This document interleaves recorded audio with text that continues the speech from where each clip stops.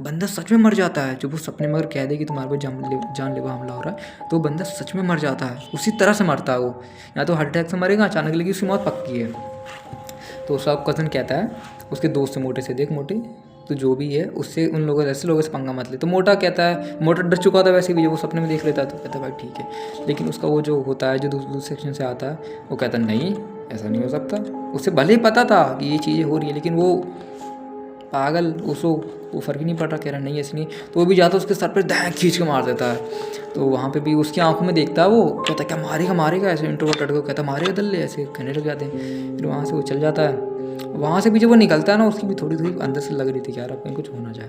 तो उसका जो कज़न था वो कॉल पे ही थे, तो कहता है कि भाई मैंने उसके घर मार दी। तो कहता है उसका कज़न डांट, तू पागल है क्या, अब भाई बच के रही वैसे। कहता है अरे भाई कुछ नहीं होगा, उसको भी लेकिन डर लग रहा था। लेकिन वो जब जीने से नीचे उतर रहा होता है, वहाँ से घसीटता हुआ नीचे गिरता है, घसीटता हुआ नीचे गिरता है। अब आपको लग रहा होगा जीने से गिरना क्या हो गई, लेकिन अजीब बात यह है 3 मंजिल की फ्लोर, वहाँ से वो सीधे नीचे घसीटते घसीटते हर जीने पे गया।